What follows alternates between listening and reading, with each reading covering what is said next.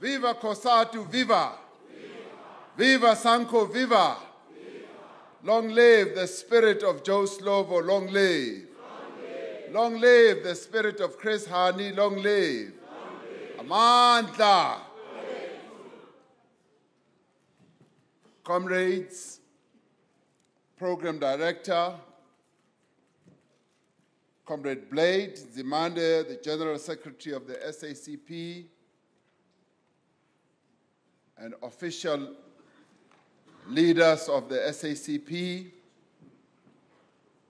Comrade Zokwani, and the other leaders who are office bearers,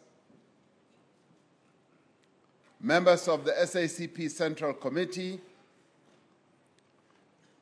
the leadership of the Alliance components, COSATU, SANCO, leaders of the African National Congress, Deputy Secretary General Jesse Duarte, and members of the National Executive Committee of the ANC,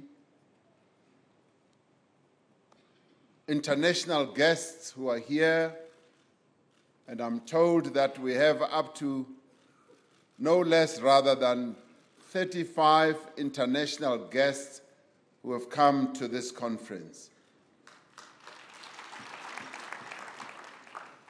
It might be possible that the SACP has done better than what the ANC has done recently to have as many international guests as 35. We welcome you to the shores of our country, those who have come from far and afield from other countries. Comrade delegates and friends who are here, Comrade Beki Nchalinchali, I'm glad that you clarified one issue about this issue of contesting for positions, particularly in relation of you saying that you don't contest against a particular comrade when you want to get elected. You contest their position. Now that clarifies for me, and therefore I am ready to contest the position of General Secretary of the SACP. You see, in that way, I worked so well and so long with Comrade Blade. If he's standing for election as General Secretary, if I stand, I'm not contesting against him, but I'm contesting the position. So watch out, Comrade Blade. I may just get nominated by a few regions here or provinces, so Comrades, on behalf of the entire leadership, and indeed the membership of the African National Congress, I bring you warm revolutionary greetings on this occasion of your 14th Congress. We are pleased as the ANC to have been honored with an invitation. We knew that this Congress was going to happen, and we kept waiting for an invitation because we didn't just want to gate crash. And we waited and waited, and I kept checking with the Deputy Secretary General whether the invitation did indeed arrive, and she kept on saying, Comrade DP, let's wait. It hasn't arrived yet. We will see whether it does arrive.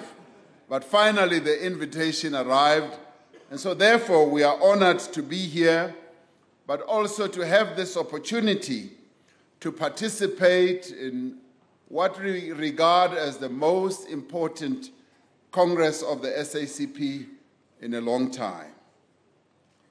Comrade Begi, you may well be complaining that at your Central Committee meeting, there were only 4 or so delegates or representatives from the ANC.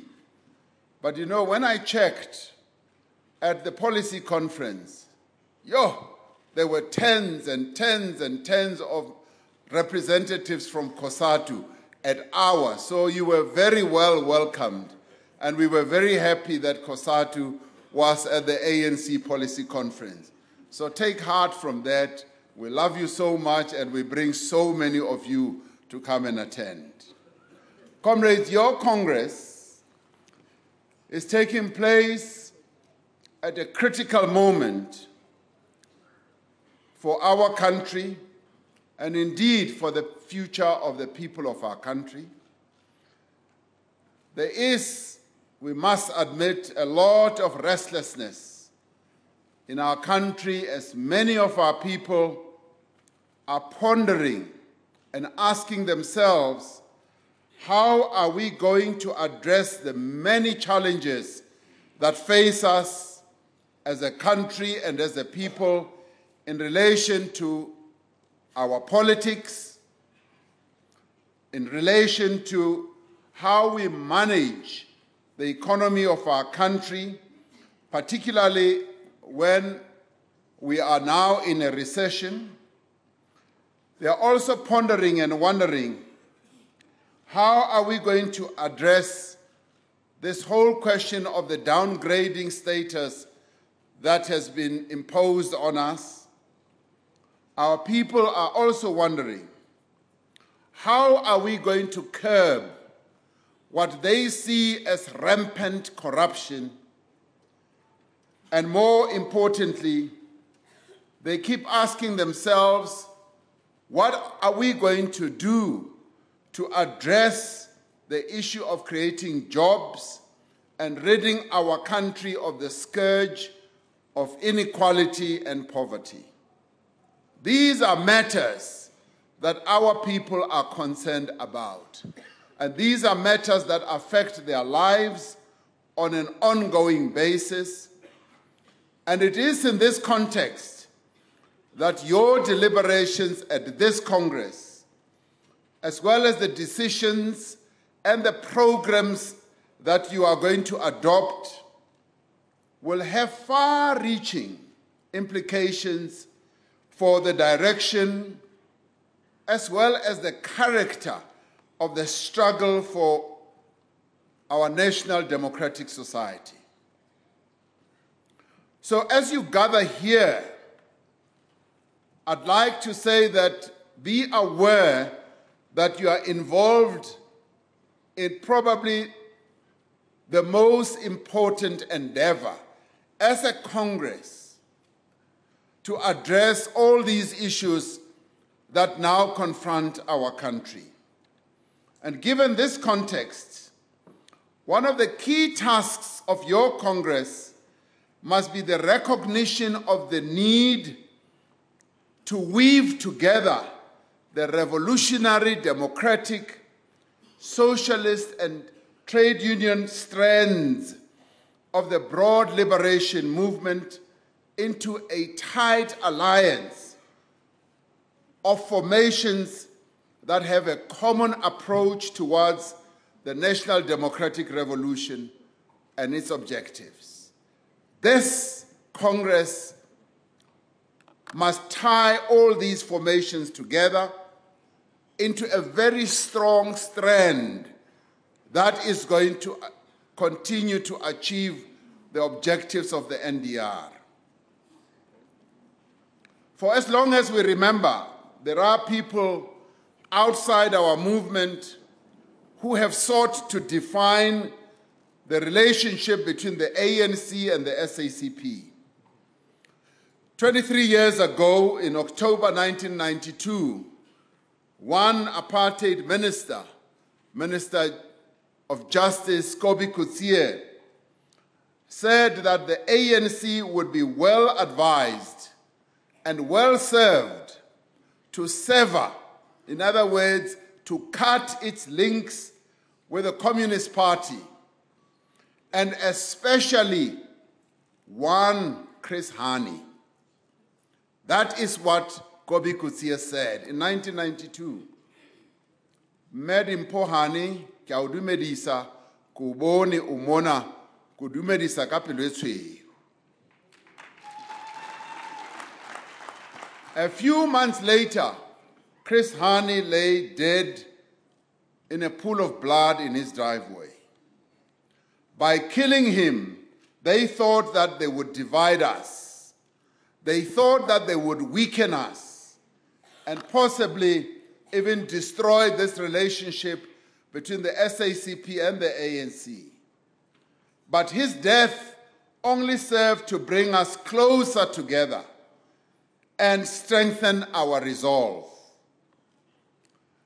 While there is much that we do not know about the extent of the right-wing conspiracy behind Chris Hani's death, what we do know is that the enemies of our revolution have always seen the alliance between the ANC, the SACP, COSATU, and now SANCO as one of the greatest threats to their efforts to hold on to the privileges that they have so long enjoyed. To this day, there are many who seek to end this alliance. Even within our own ranks, comrades, there are some who, for whatever reason, continue to question the value of this alliance, and in ways that one does not understand, seek to find ways to hasten its death. As we have done for decades, and as we continue to do, we must resist each effort to destroy this alliance. This alliance was built through blood and struggle, and it must continue and continue forever. That's what I would say.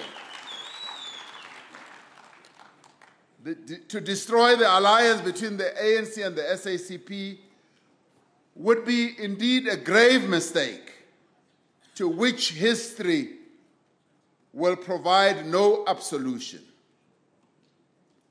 We will have committed a grave historic error. The people of South Africa would not forgive such a reckless act because their well-being and prosperity is inextricably linked and bound to the success of the NDR that we are both committed to pursue. We know from the lived experience, comrades, of our struggle that together we are stronger.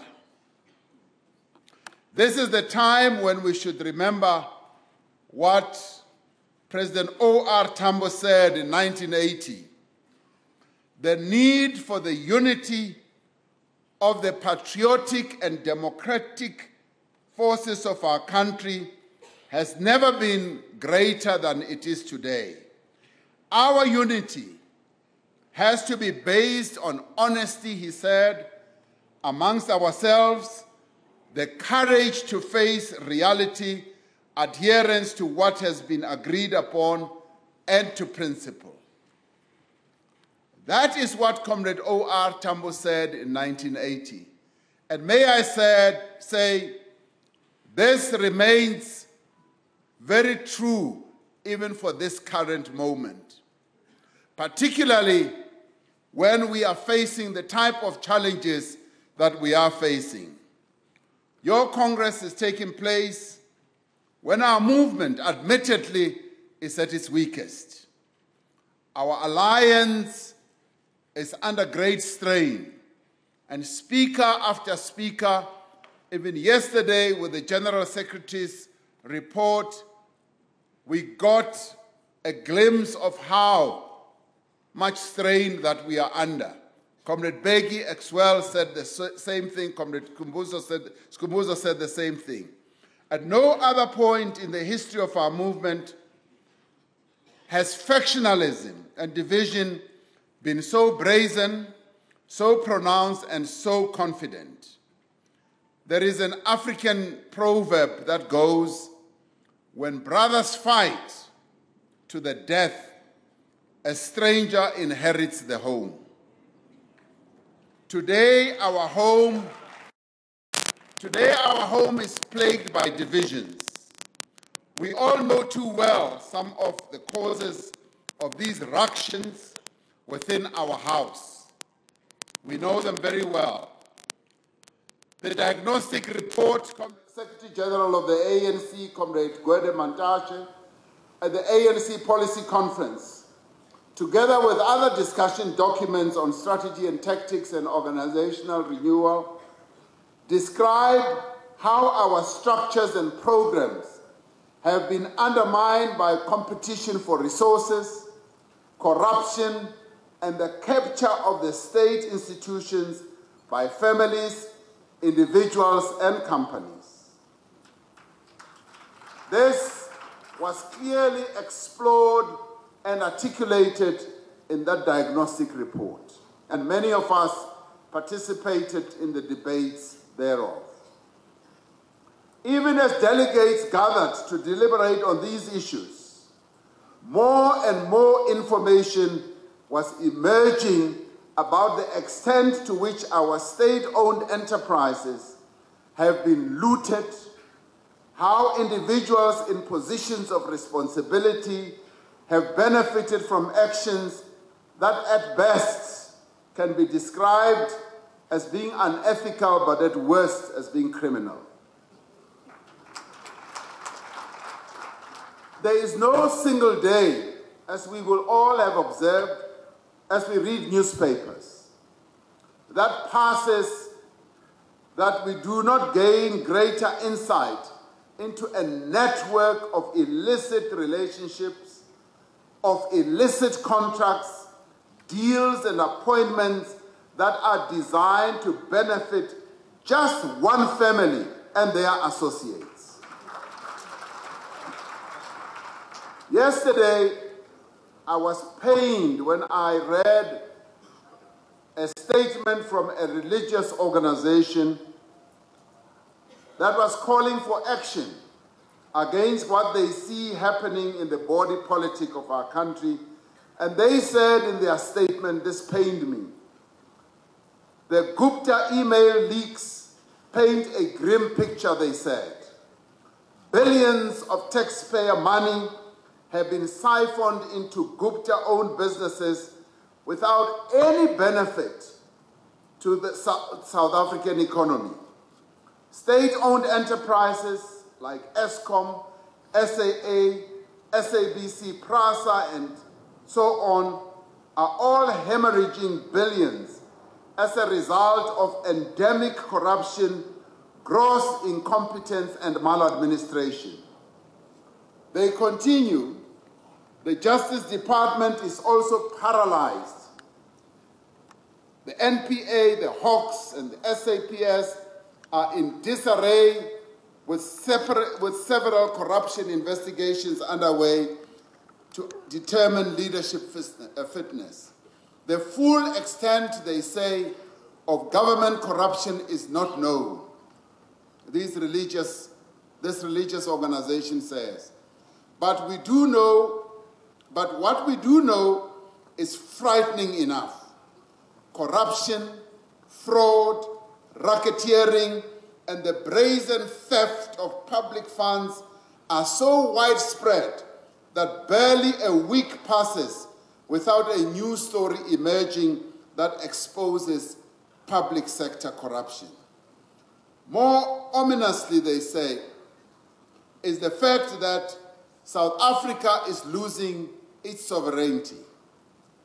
Besides Gupta control of many state enterprises, a growing list of foreign organizations are influencing social policy in the country, end quote.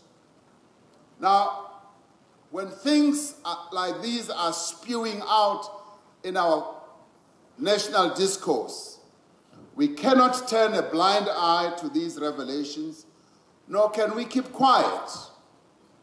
I heard accusations that the SACP, and particularly the General Secretary, had kept quiet on a number of other allegations that have been made.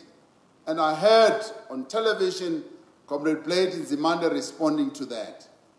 We cannot keep quiet. We cannot, under the weight of ever more disclosures, become numbed to what this means for the country for our people and the national democratic revolution. We now know without any shred of uncertainty that billions of rands of public resources have been diverted into the pockets of a few. We also know that we, as taxpayers in this country, also paid for a lavish wedding that took place in Sun City. We also know that. These are resources that rightly belong to the people of South Africa. These are resources with which we were meant to build schools, we were meant to build houses, we were meant to build clinics. These are resources with which we were meant to support emerging farmers, small businesses, and cooperatives. These are resources that could have been used to fund higher education for the poor and to improve the quality of health in our country. Instead, they've been diverted into other people's pockets and companies, state resources. Should we remain quiet when all this happens? No, we cannot. And I am one of those who will not remain quiet.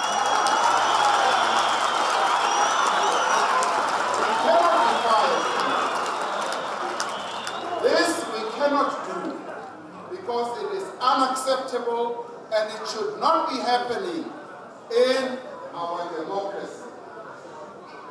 To many people, state capture may seem far removed from their everyday lives.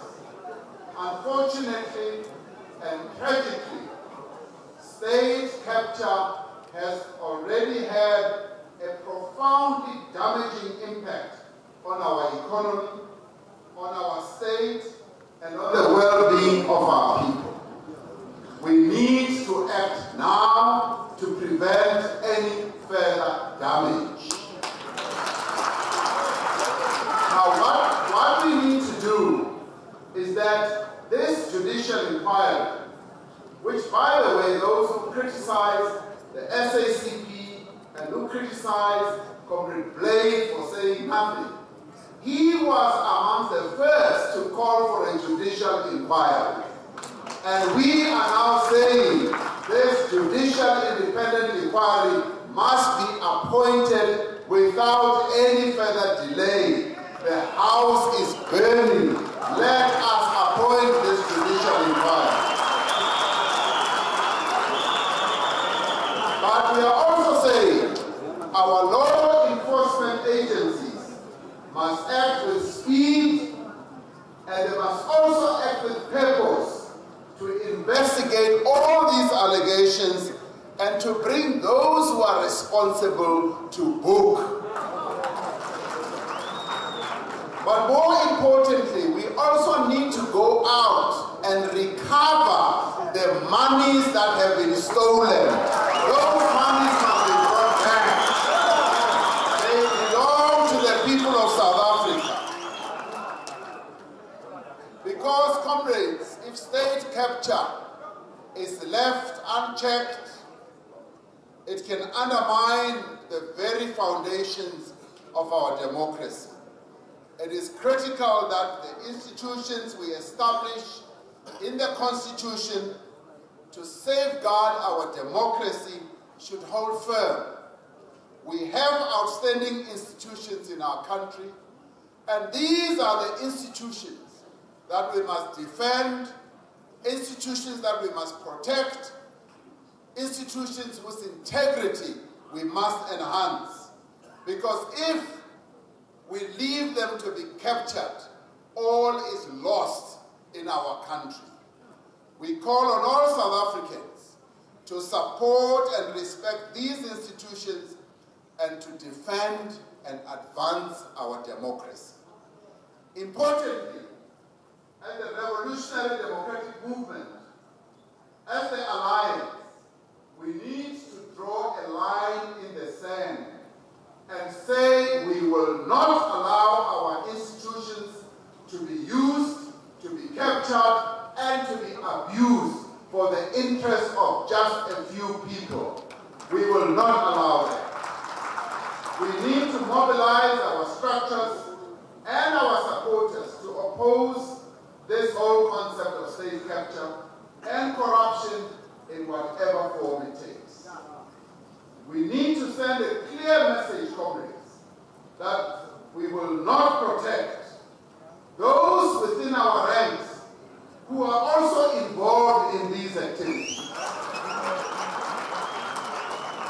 And we will not tolerate those who use our structures to defend these interests and misappropriate revolutionary slogans as a shield against critical scrutiny. It is a matter of great concern that a public relations company, comrades, from outside of our country was able to so effectively poison the political discourse in our country, in our movement to advance their own clients' narrow interests. It says much about our lack of political cohesion and ideological clarity that this company, Bell Pottinger, was able to manipulate some of our own political concepts to fuel divisions and confusion amongst us. And some amongst us were so gullible, so believing, had so much faith in slogans that were crafted in London, brought here to confuse us, and they so held on to all these slogans as if they are prepared to die just for the slogans that were crafted by Bell Pottinger. It is a shame on us. But herein lies the real challenge to the alliance, but particularly to the SACP, which has throughout its existence been at the forefront, Comrade Blade, of deepening and sharpening the political understanding and ideological approach of the members of our movement.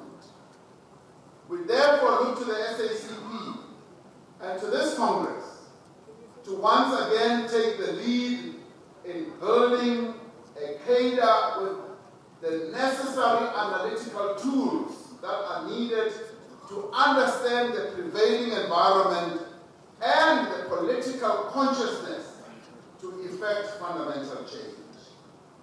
This is necessary because our people are watching with great concern, and they are also watching in some fear, wondering if we are still capable of leading them.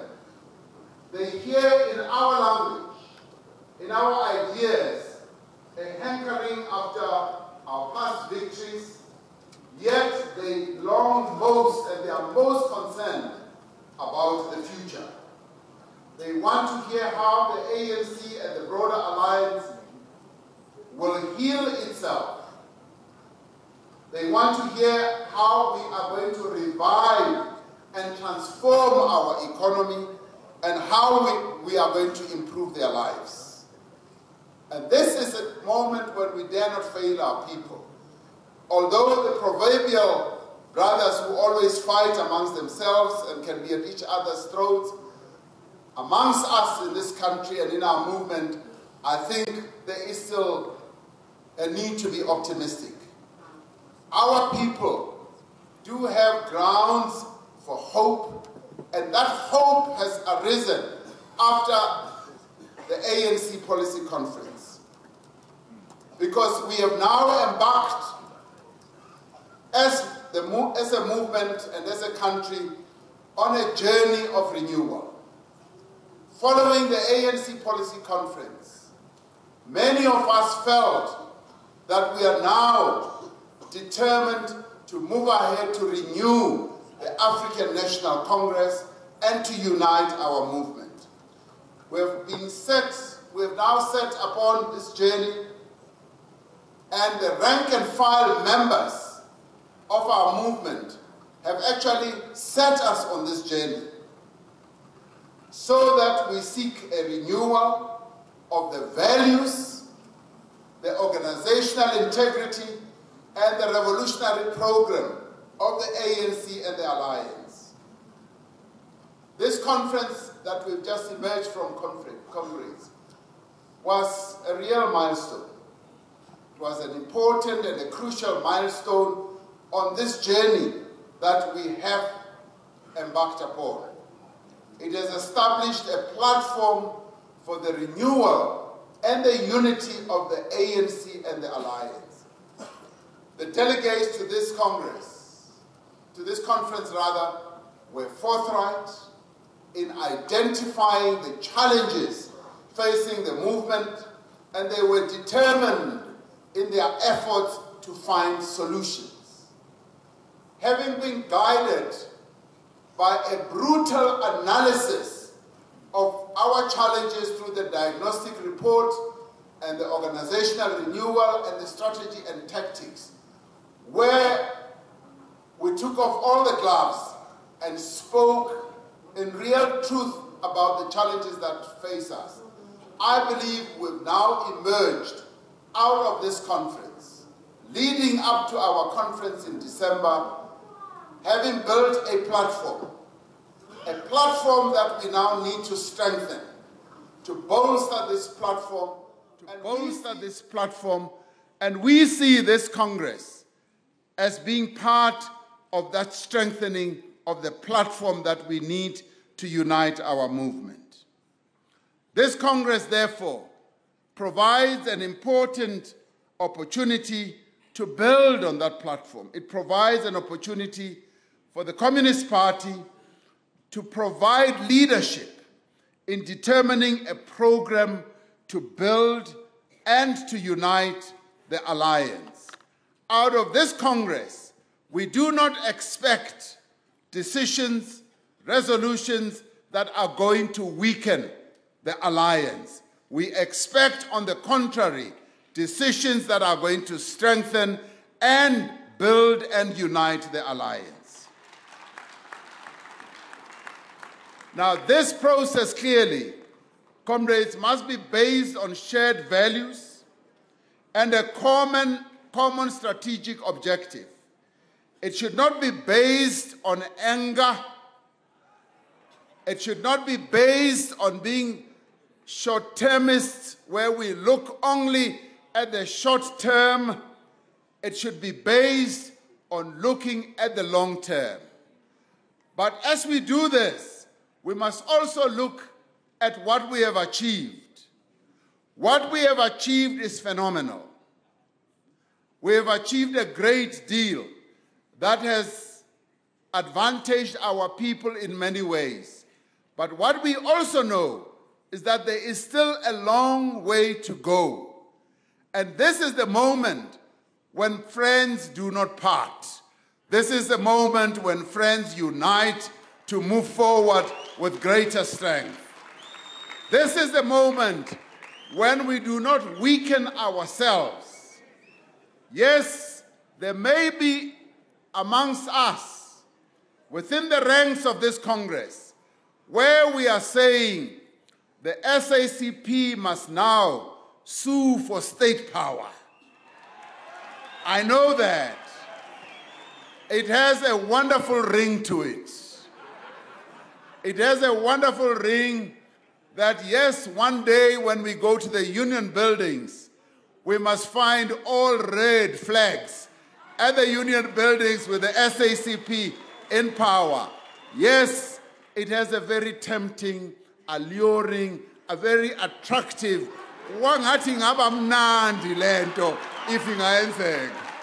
I know that. But comrades, we've got to face reality. And the reality that we must face is that as a revolutionary movement, we must never take decisions by what drives our emotions. We must never take decisions out of anger because we are angry with the ANC for, having not done anything on corruption and so forth. Or we are angry at the Guptas, we are angry at whoever. We must, as a revolutionary movement, comrades, we must, as a revolutionary movement, do what our forebears have always done. leaders in the SACP, leaders in the ANC, they have always been calculating leaders. They have always been based their decisions on what will advantage the masses of our people most. Now, as you ponder at this conference, and as you look at this motion of whether the SACP should go off on its own and contest elections to go and sue for state power, I would want you to pause before you sign on that resolution. Pause, kancane, comrade. Pause just for a minute.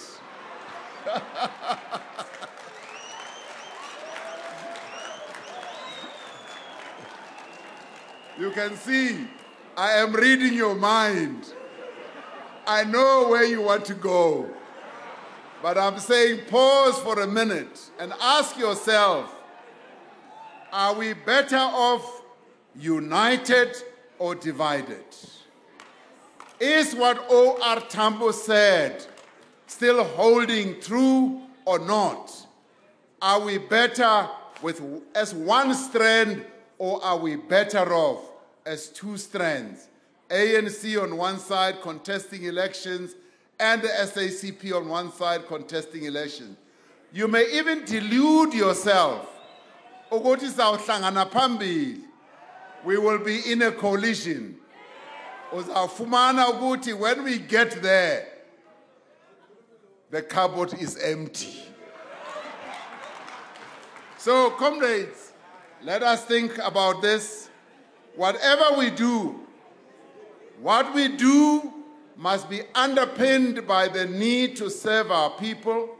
It must be underpinned first and foremost by how we are going to advance the interests of the working class and the poor. We expect, comrades, that this Congress will clearly define the role of the SACP in the national democratic revolution and how it is going to shape an alliance program for the next decade and beyond. How we are going to be long-term players. We expect that this Congress will look beyond the challenges of the present towards the strategic decisions that will determine the future of the country and indeed the role of the alliance as we take our country forward.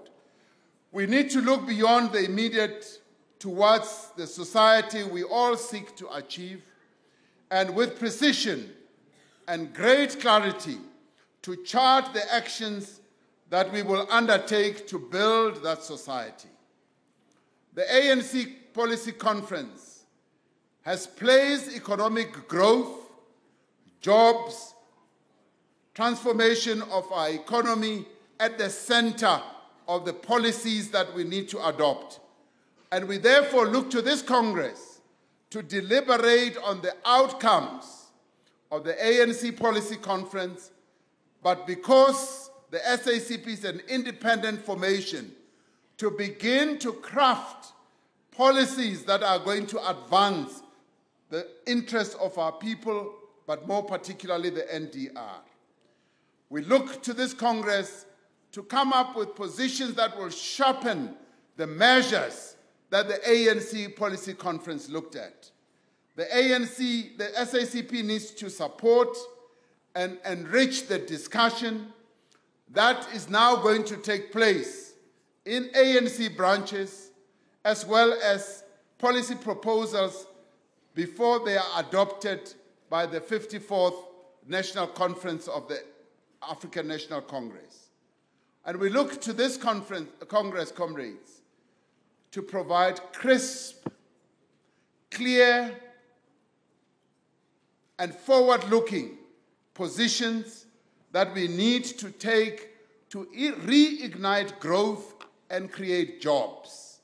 And when we do so, comrades, all we ask is that let us come with practical solutions. Let us go beyond slogans. Let us just go beyond just merely giving lip service to the issue of job creation. We look to this Congress to come up with real practical proposals that are going to ensure that we do create, our economy create jobs. We know that we cannot advance transformation to any meaningful extent unless we create employment on a massive scale, particularly for the youth. For as long as 1/3 of working-age South Africans are outside the productive economy, then all our efforts to redress the injustices of the past will have no value whatsoever. But we cannot create these jobs if the economy is not growing, and the economy will not grow unless we achieve higher levels of fixed investment. This Congress must therefore go beyond what we've always talked about in the past and look at clever, innovative ways in which we can address this.